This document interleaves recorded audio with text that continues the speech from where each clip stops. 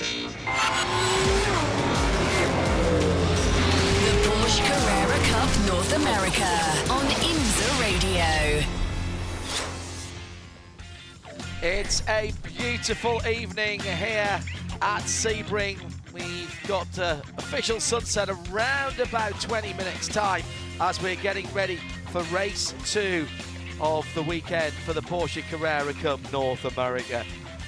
This the birthplace of endurance racing in North America, playing host to the 72nd running of the Mobil 1 12 Hours of Sebring this weekend, right in the middle of the Florida Panhandle, 3 3/4 miles.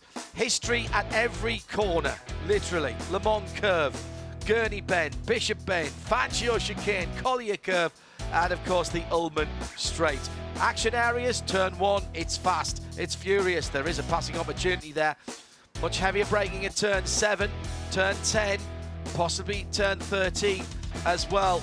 And then down to turn 17, 2 corners really, with an opportunity to make that last gasp charge to the checkered flag on the last time around. It's happened before here plenty of times. Hello everybody, my name is John Hindorf and Shea Adam is alongside me in the IMSA Global Broadcast Centre.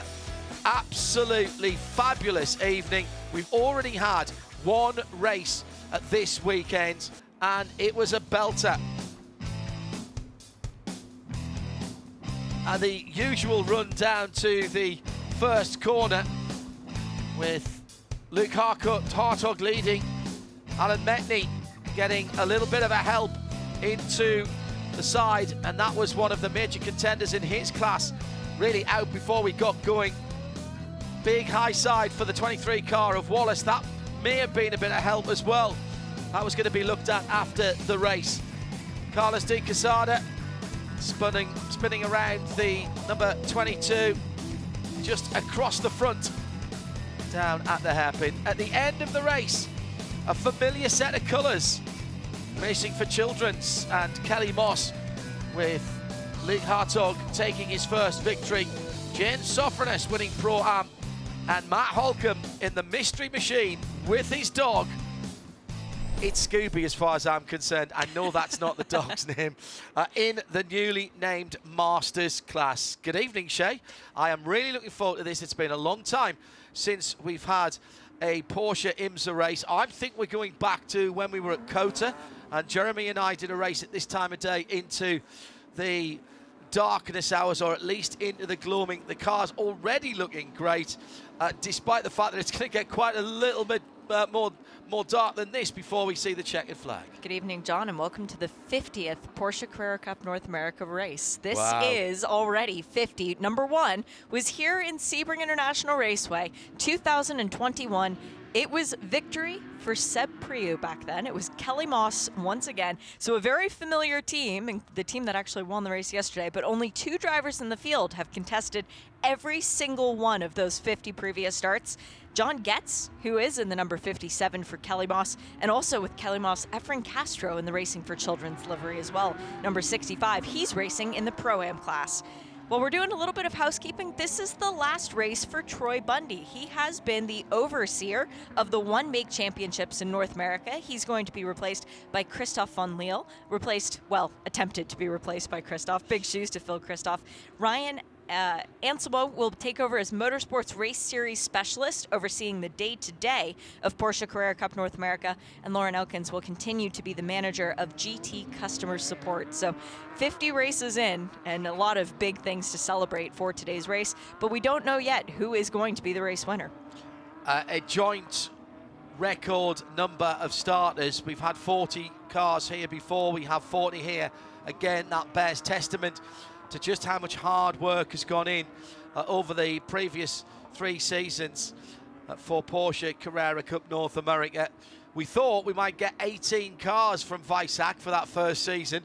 Somehow we managed to get, I think, 24 or 25, and the grid has steadily grown since then. It was not because there weren't people wanting to come and enter, it was because we weren't sure how many cars Germany would pass to Carrera Cup North America, which was the first Carrera Cup to run the new 992 spec, which we still enjoy massively with that flat 6, normally aspirated 4-litre engine. Let's take a quick look at the starting grid. Pole position for the Gus Burton car. For the Gus Burton car in the front of the field, and he's got Luke Hartog alongside him, who battled massively yesterday to get that victory in Pro-Am in 13th position. Alan Metney will want to make up from yesterday. Car wasn't too badly damaged. And in the Masters category, 21st position for Chris Belomo, who was on pole yesterday but had to fight pretty hard to get back to the sharp end. Dropped down as low as 4th or 5th, I think, at one stage. I had a good chat with Alan Metney this morning and his coach, Andrew Davis, who had to remind him, Alan, it's a long season. Remember, you're in this for the full season championship. You know how to win this. And Alan Metney saying, yep, I'm just ready to get going tonight. 2 wide and 20 rows deep. Headlights on, ready to go racing for the second time this weekend as Fast Friday comes to a close with Stuttgart's finest, Weissach's finest, and Porsche Carrera Cup North America's finest. Paul Sitter then, the number 20, on driver's left. The yellow and white car, very slow run to the line, but it looks spectacular. The sun going down behind Mission Foods Sunset Bend. This is going to be a shot for the photographers down at turn 1. Green flag is in the air, and Gus Burton jumps away. Hartog a little bit slower off the line. 1, 2, 3 wide, maybe 4 wide further back. That might have to be looked at as they go down to turn 1. They were 3 wide before they even got to start finish. So somebody moved out of column formation as Luke Hartog is off the track, manages to pull it back on, but that's going to open the door to second to Ryan Yardley, who says thank you very much. And now Michael McCarthy is looking up the inside. He wants to sniff at a podium position. Tiny mistake through turn 1 when you run up there from the start. It is almost flat out now. Sofronis. That's James Sofronis who's gone off, as has Angel Benitez with some significant damage to the rear of his car. Also off is the 82, that's Madeline Stewart out of New Zealand. She's had some grief with the back of her car as we stay green. Start is under review.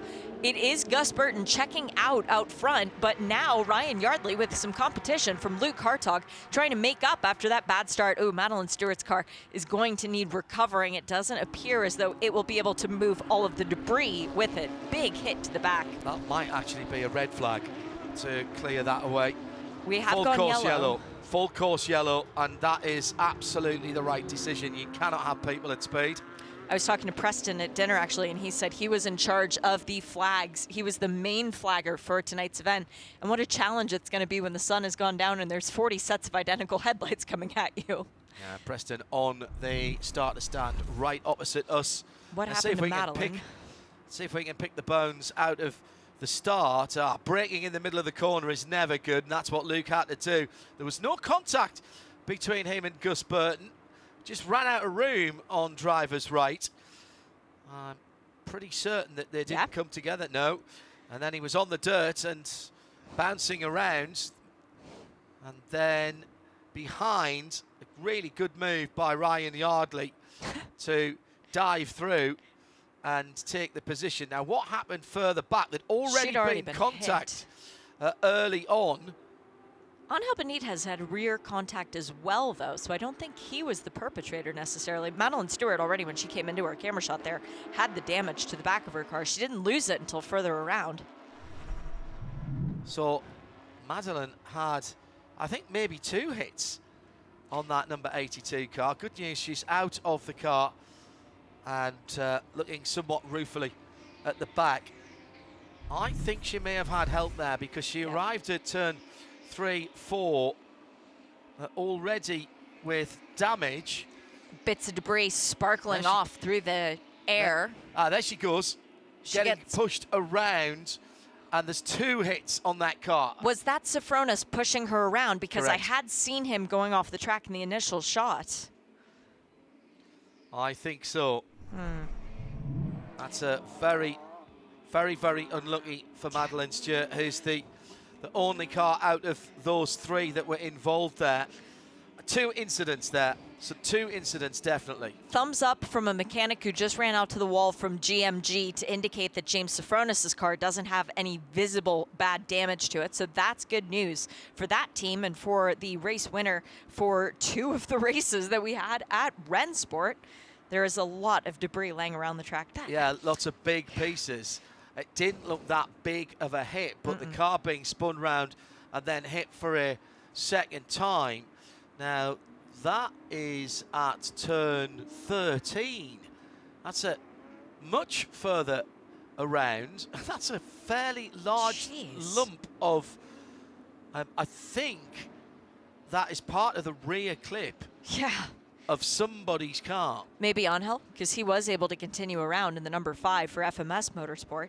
There's no chance of that, of Madeline's car, the number 82, being anything other than lifted onto a flatbed. I have to say Madeline's car is one of my favorite liveries this year. And I'm not going to say who the other ones are because I don't want to risk any of them getting in any accidents off that. But we do have a big field this year. Friday night is party night here. Spring break, turn 10, stuff of legend on the scaffolding. And they'll all be tuned in around the circuit on 100.9 FM, listening to us on the PA as well as around the world on IMSA.tv and the video player at IMSARadio.com. And this is a great time of night to go motor racing. We've got about 10 minutes before official sunset tonight. And the Mobil One 50th anniversary looming large for the race at the weekend. And big partner to Porsche down through the years, of course. 35 minutes on the clock, and it's gone eerily quiet. Expecting to hear somewhere near 40 flat sixes. But of course, they're on the other side of the track to us here. I'll give you a rundown of what's going on.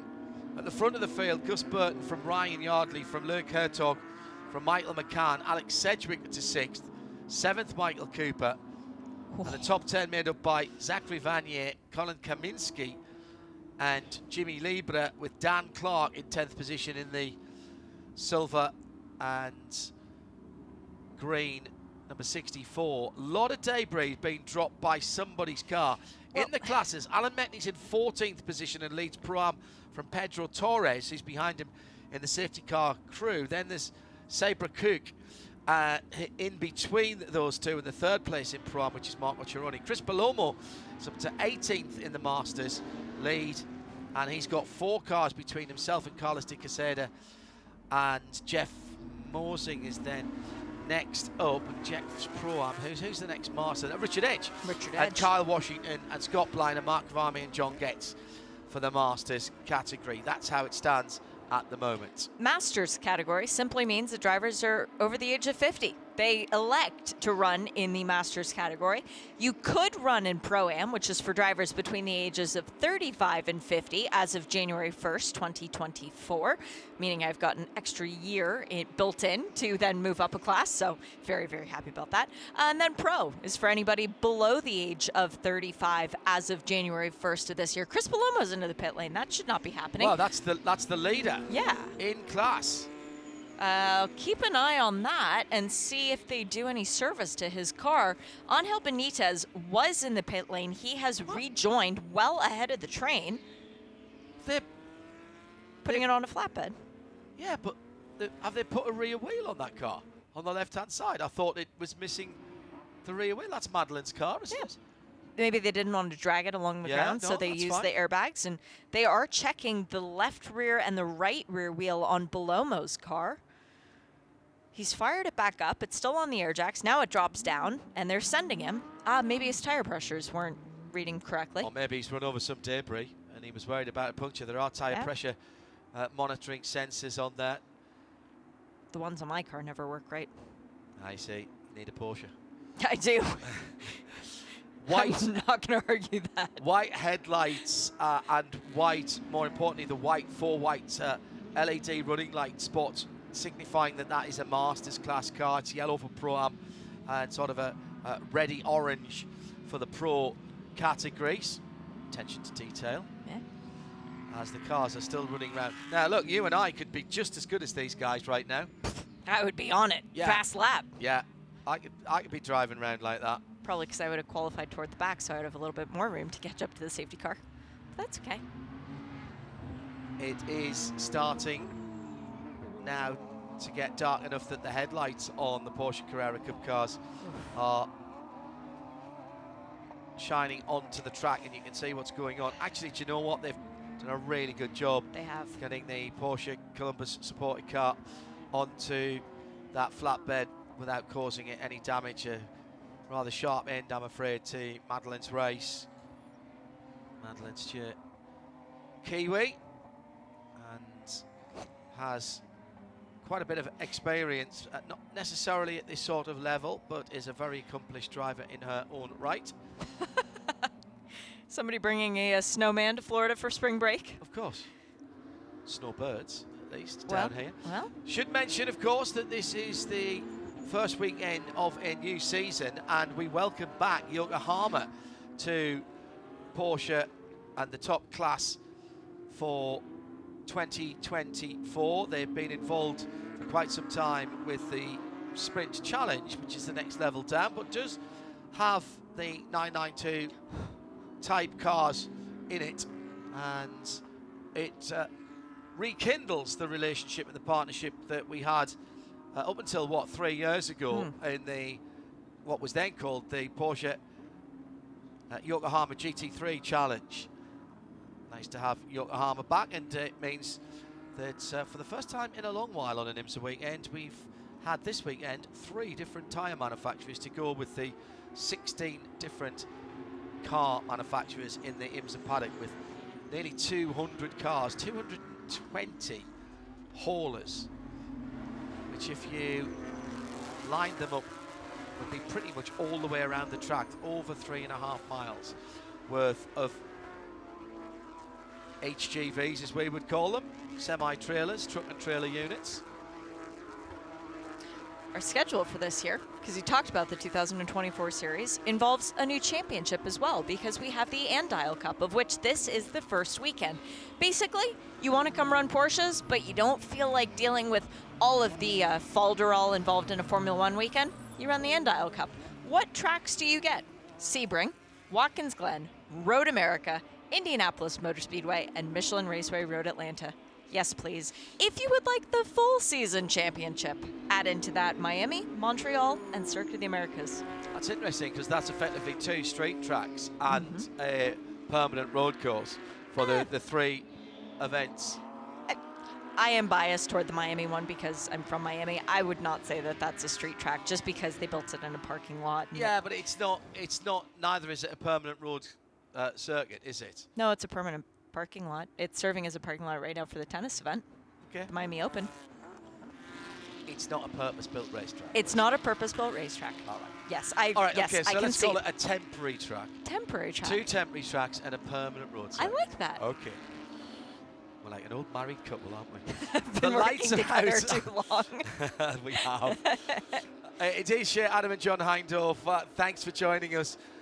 We'll get back to racing in just a moment or two, hearing from race control, them asking the safety car to pick up the pace a little bit, and the safety car lights have gone out, so it's now down to Gus Burton, MDK Motorsports. Gus, a young man from the south of England, Essex lad.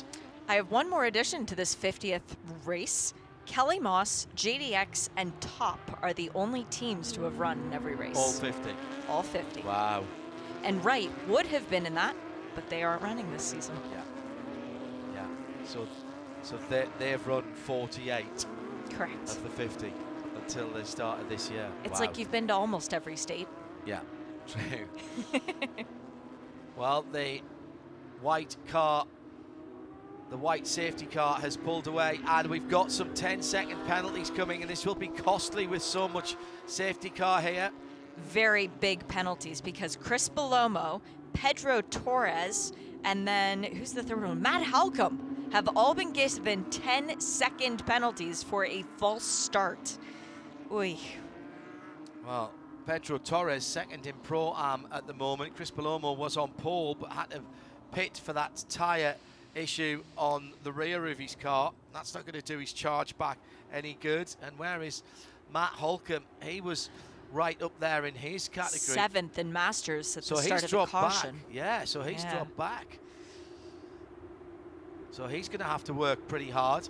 All right. All right, you ready for this shit? I am. I don't know if Gus Burton is, because he has Ryan Yardley right up his tailpipes. Let's see. Oh, he goes very early. Gus Burton learning the American way of racing and learning it the steep way, whereas Ryan Yardley's had a year to practice it.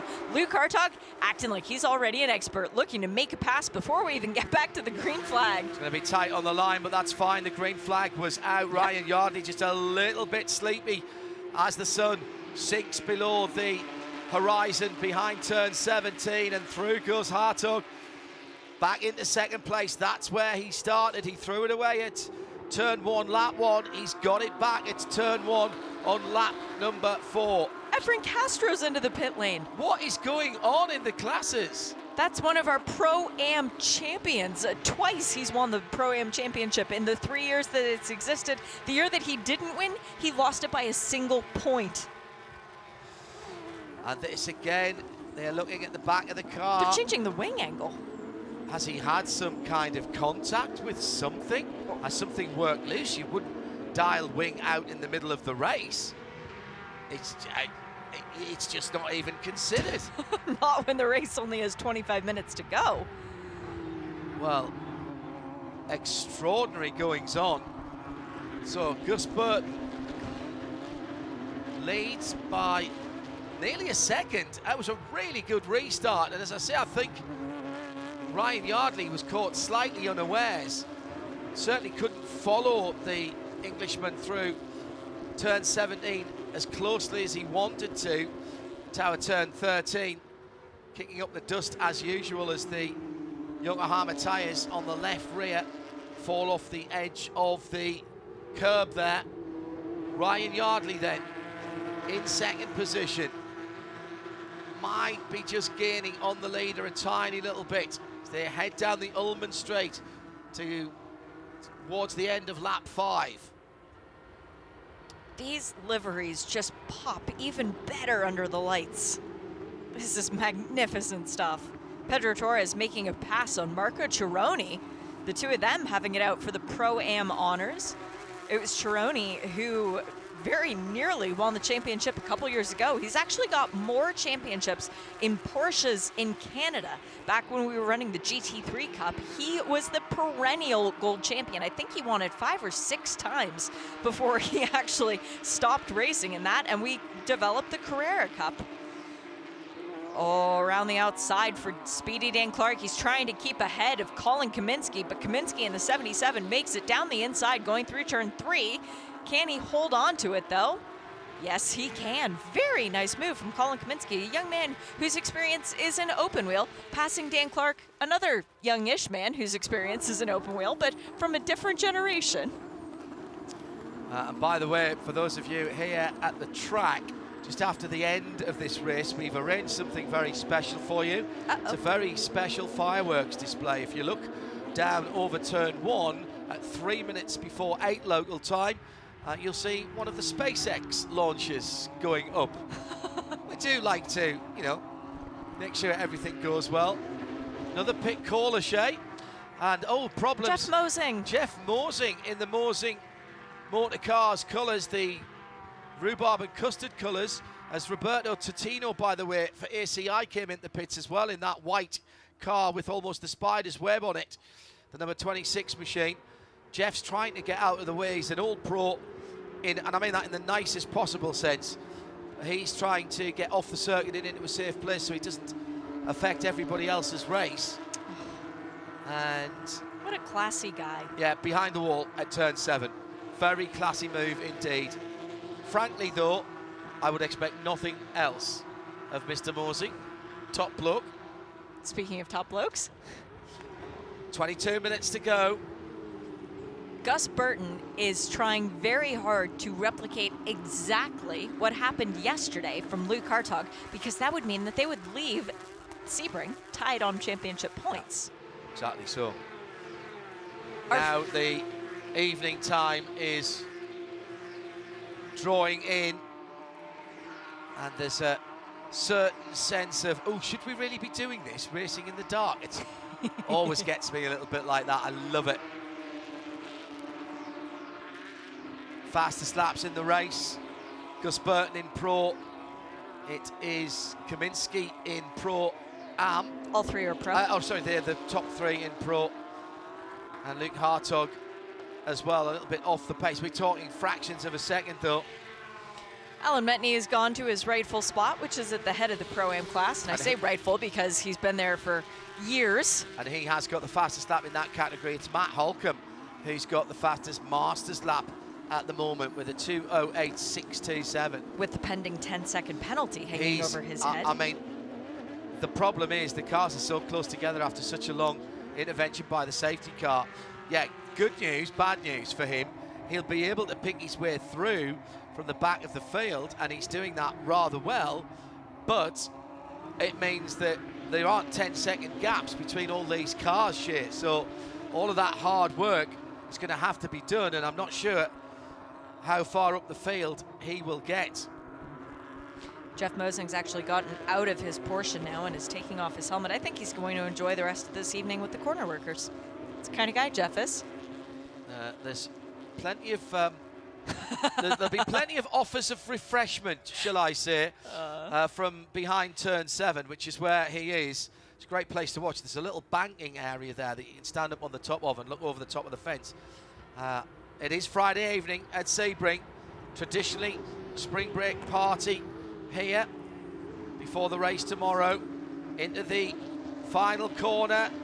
The number 98 red and white car with a little bit of Alan Sedgwick, just with a little bit of aerodynamic disadvantage because the bonnet, the luggage compartment cover is just flapping around on the front of that car. Now, we've seen this happen once or twice before, and if the air gets under that share, it can fold that back. It's a carbon fibre reinforced plastic hood on that car, same as on the GT3 road car. So we'll keep an eye on that. Is it when he runs behind someone, or is it when he's running in clear air? Can't answer that question, but he's going to lose a position here. Wow. Sedgwick is Michael McCann in the red McCann racing cars. Found a huge amount of speed and goes Buffalo Gals round the outside. Then switches to the inside for turn 7 in that McCann racing machine. Excellent stuff, and trying to follow him through there is the number 9 of Zach Vanier for JTX Racing. Alex Sedgwick and dropping 2 places. Zach capitalized brilliantly. Cedric with a very brave maneuver, but ultimately when he was coming out of the turn 7 hairpin, had to go 4 wheels off because there wasn't enough racetrack left. So he's got dirt on his Yokohama tires. Now he needs to clean that off before he has another attack. But Zachary Vanier looking at the back of Michael McCann going, I'd really like to get up to the podium positions. Can you either go a little bit faster or give me a shot? Put me in, coach. I can do it.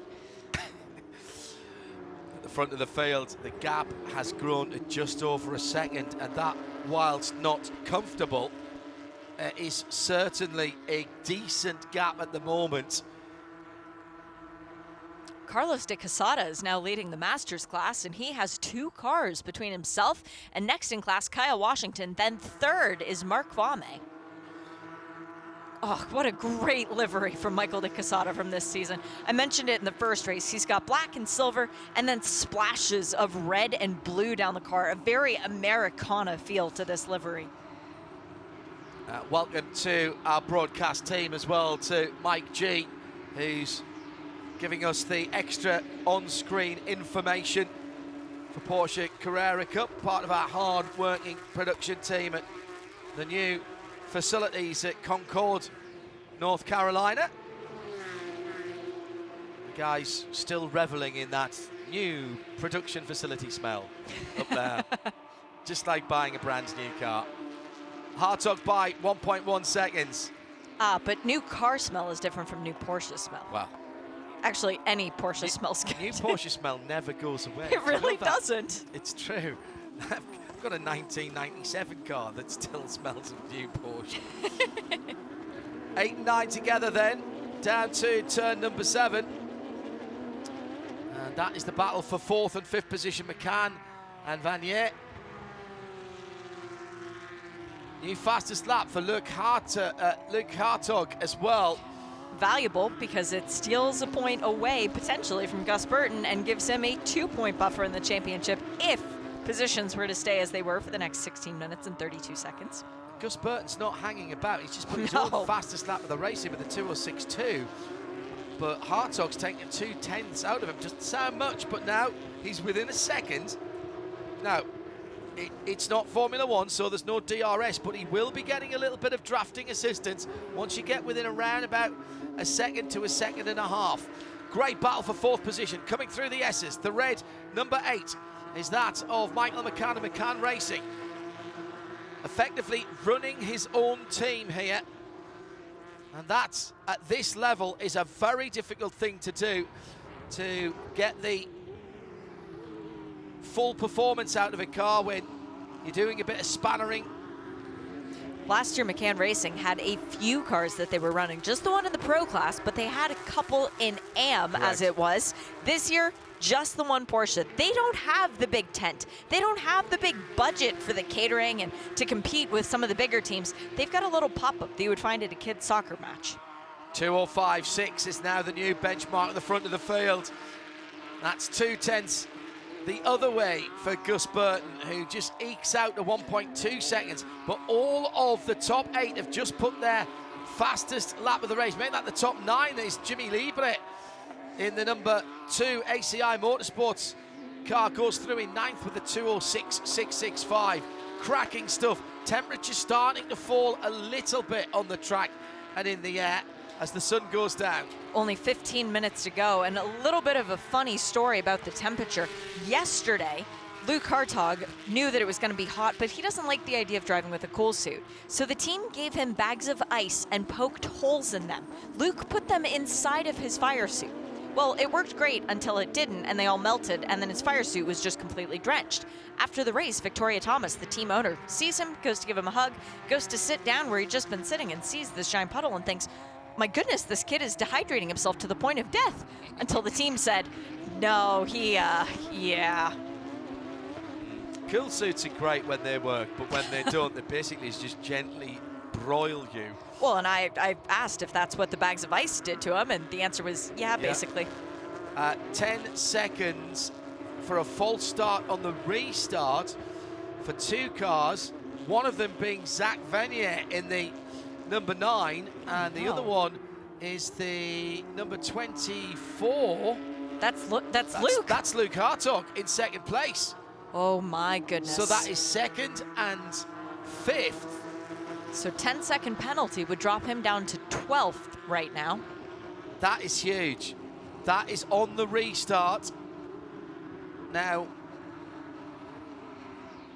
did they jump before the green flag? That's all I can think. The fastest lap by Hartog. But at the moment, that's going to drop him way down. He made a pass before the start-finish line, but that's allowed in IMSA. Not on the restarts, it's okay. On the initial start, you've got to wait till the you've got to stay in your column, and if your column is moving better, then you're not penalized for passing someone in another column. New fastest lap, 2:05.340 for Hartog. But right now, 10 seconds would take him down out of the from points. Seconds. Yeah, exactly. Now it's damage limitation. Now it's trying to get an extra point because you don't know if you're going to get 1, 2, 4 points out of a race where you're currently sitting in a position where you should be walking away with 20. That could be massive for the championship. I know that sounds ridiculous to say. In race 2. but you can't afford to have a bad race or a bad weekend anymore. See if we can work out what happened. It was a big jump by Gus Burton. Side by side coming off the corner. Green flag is waving. He doesn't actually make the pass until well after the start-finish line. Well, is he not allowed to go side by side? No, you are. It's not single file restarts. Yeah, exactly. Right, okay. Well, let's remember that race control have way more information than we do. The other car being the number 9, Zach Vanier, who was the JDX Racing driver. who I have to say I wasn't looking for in that restart that we've just seen again. Let's pick up some of the battles in the classes. Alan Metney, number 99, with Marco Cironi right behind him, 15th and 16th overall. And Pedro Torres is only another 3/4 of a second back and has just put the fastest lap in for Pro Am with a 2:07.0. He's coming. He took half a second out the two cars in front of him. There goes Metney in the dark car. The green car in second place is Cironi, and then Torres. Doesn't Torres have a 10-second penalty for a false start on the initial start? Yes, 84, you're right. So it's not going to be him. 16. So it's going to be Kenton. It's going to be Kenton King then, who's just another 8/10ths back. In his first weekend in this championship. Eric Figueras doing some driver coaching for Kenton. And says that Kenton King is sponging it all up. Very impressed with his attitude. Spoke to Eric earlier on. We had him in the booth for one of the other races. Kenton's a man who started racing during COVID because he wasn't allowed to go be in the company. And so he had to find another way to expend his energy and decided that driving race cars might be a fun thing to try. Tried it, realized he wasn't terrible at it, and started to do it more and more. Matt Holcomb's another driver with a penalty, isn't Yeah. he? But he's worked his way up to second in Masters with the fastest lap in that category. Coming down to 10 minutes to go.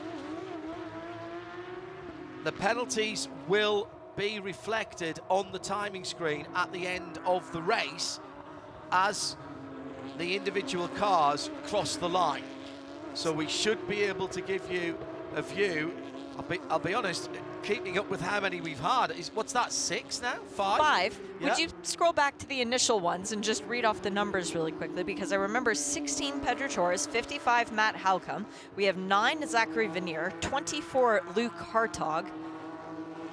Right, hang on. And there is one more. Chris Palomo, 68. Yeah. That's right. Correct.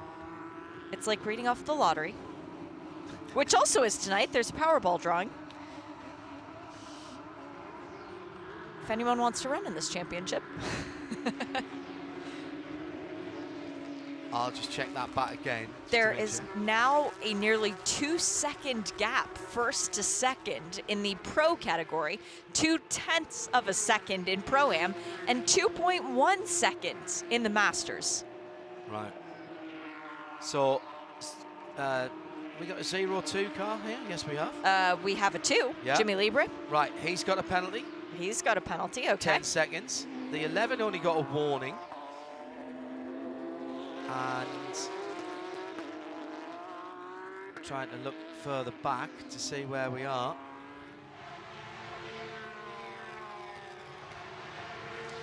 No, sorry, that's the wrong race. That hasn't updated. My apologies, forget that. I think it's just the 5 cars. I think you're right. So, into the last 8 minutes. Very dark on the far side of the circuit.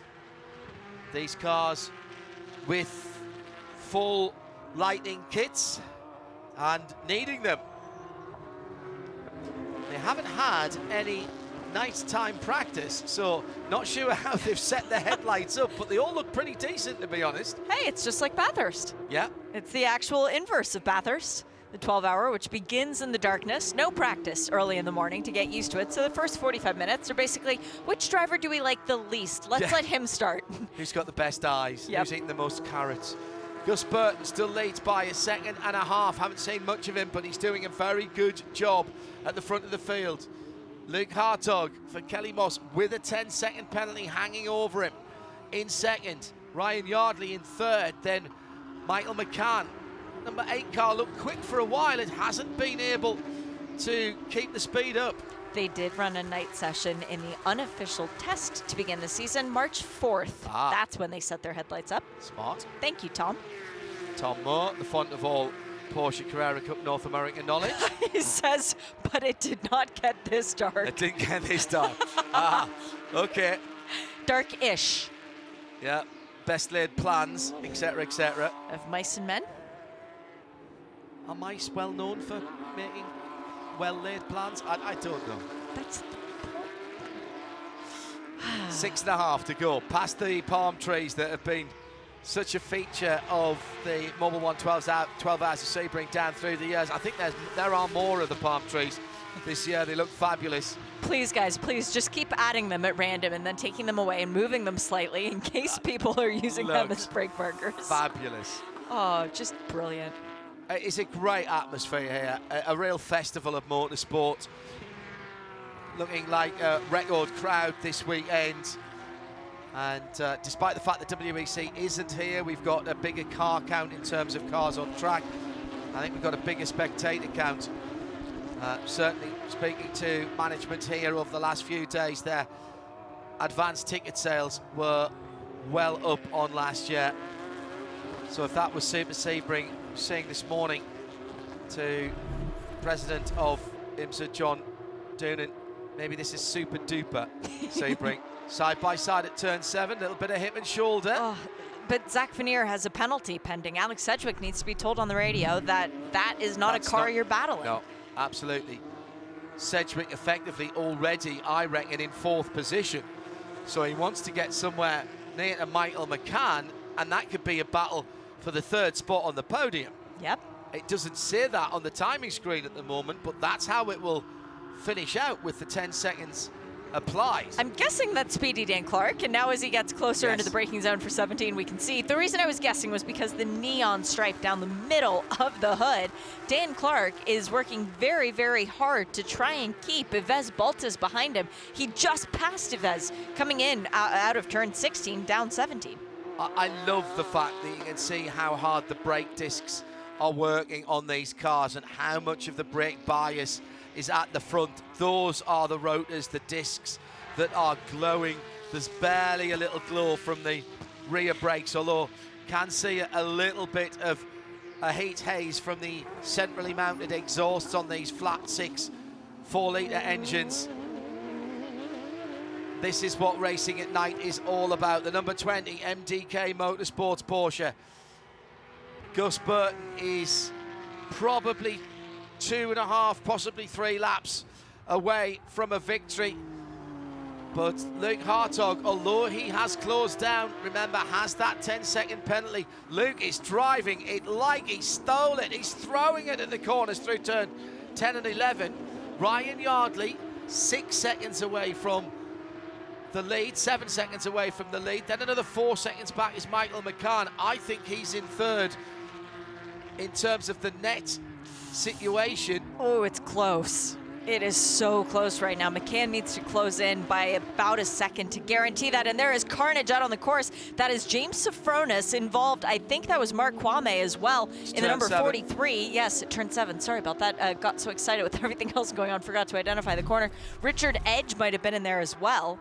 That would make sense. They were roughly together. Here we go. It's a moment looking down the inside. Yes, it was Richard Edge down the inside of Mark Kwame. They get spun around. James Sofronis goes off, trying to avoid the carnage. Actually, Angel Benitez was around them as well. I think he's picked his way through that. Not in the same category, of course. You're talking about Mark and Richard being in Masters, James Sofronis in Pro-Am.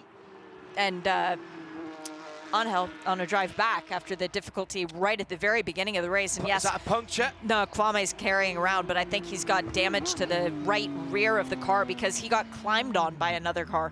In effect, he was spun around backwards, and that's a tower turn. Yeah, there's a lot of bodywork that's pushed in on the right rear of that car, dragging now on the Yokohama. 2.5 minutes to go.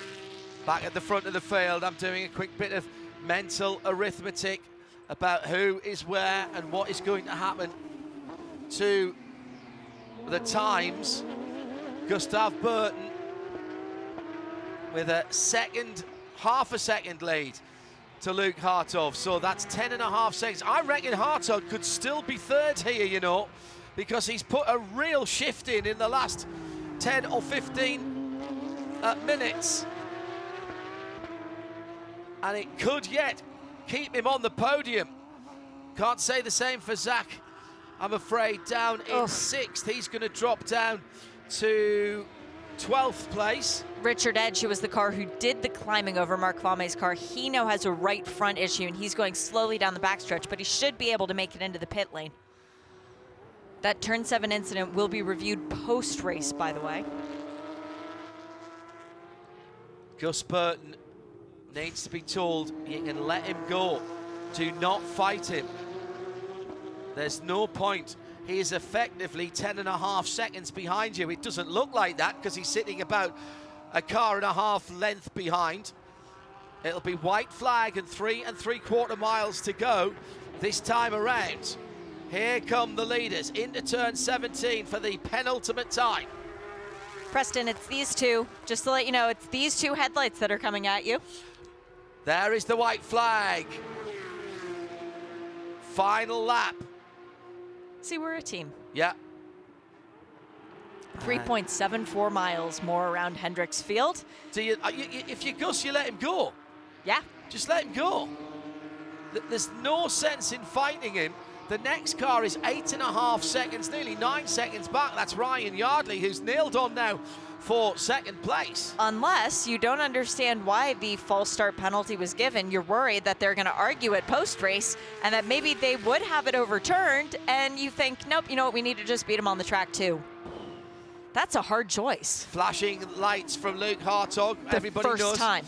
Yeah, that gives him an extra 30 horsepower. Not true.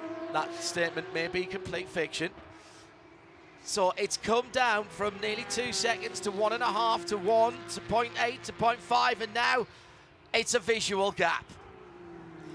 Who's got the fast lap of the race right now, John? Who's getting that bonus point? Luke Hartog. There we go. Now, they can't take that away from him. No. So he's got that. 2:05.237. Thank you, Mike. Thank you, Team Graphics. Mike G. Hot on the button there. Burton's second quickest with a 2:05.3. So if they were to finish like this, and if the points were to be awarded how they are right now, Luke Hartog would leave this round with a 2-point championship advantage because their roles are completely reversed from yesterday, but having gotten the fast lap. Hang on. Hanging on. Ryan Yardley has closed in on the leaders. It's now only 9.6 seconds, so he will definitely go up to second. What about Michael McCann? No, he's 14 seconds back.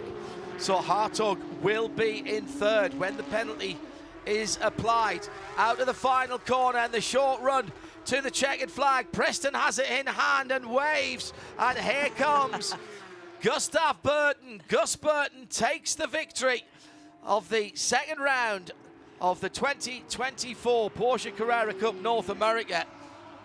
Luke Hartog on the road is second, but Ryan Yardley coming through now. Wow! Ryan Yardley only got second by 0.3 of a second on the corrected times. He dropped back to 10 seconds away from the leader, which was 0.3 of a second ahead of the 10-second penalty of Luke Hartog. Wow, Hartley almost gifted second place back to Luke Hartog. Now, just off the box, Michael McCann, then Alex Sedgwick, Michael Cooper, Colin Kaminsky, Jimmy Libre in 8th, Dan Clark 9th ahead of Yves Baltas. That's your top 10. Alan Metney ahead of Marco Chironi and Kenton King in Pro-Am as they cross the line. that's been adjusted. Correct. Yep. So Kenton King is on the podium in his second Porsche Carrera Cup race. And in Masters, even though he was first across the line, Matt Halcomb with that penalty is second. Carlos de Quesada in car number 22 for Allegra, a single car team, wins the Masters class ahead of then Kyle Washington making it onto the podium. For GMG ahead of Scott Blind and John Getz in that category. Well, excitement of an arithmetical kind as well as on the track. That's why Luke Hartog was pushing so hard, not necessarily to get the win, but to try and stretch the gap back to Ryan Yardley. So Gus Burton there, in keeping him behind, has actually cost Luke Hartog, who's going to be one of his championship contenders, a couple of points there, and that could be important. Burton from Yardley from Hartog, they'll be on the podium. From McCann, Sedgwick, Cooper, Kaminsky, Libra, Clark and Yves Baltas in the top 10, all in the pro category. In fact, the pros go all the way down to Jake Pedersen in 14th. Sabra Cook, a quiet race, but quietly pulling up to 13th position in Pro-Am. Metney, Chironi and King, after the penalties have been applied, with Peter Ludwig, then Pedro Torres and Jordan Wallace. And in the Masters category, Carlos de Quesada from Matt Holcomb, who led across the line, but again had a penalty. Kyle Washington confirmed in 3rd place. And the biggest thing championship-wise is that by slowing Loic Hartog down just that tiny little bit, Gus Burton leaves here as the championship leader. Whereas if Loic had finished in 2nd, he would have been the championship leader. Wow. And they'll be hanging on to that for a month and a half until we get to Miami. And the Formula One Grand Prix support. Bad luck for Madeline Stewart. Got hit and turned around. Not her fault at all. Big damage to her car. Good news is she is fine. What a fast Friday we have had. Ending in the darkness. And a very fitting end to the 50th Porsche Carrera Cup North America race. With a lengthy period behind the Carrera White safety car after the cleanup was required. And in the end, Gus Burton wins it from Ryan Yardley on corrected time with Luke Hartog, and Gus leaves Sebring on his way to Miami as the championship leader. We'll see you at the F1 Grand Prix in Miami.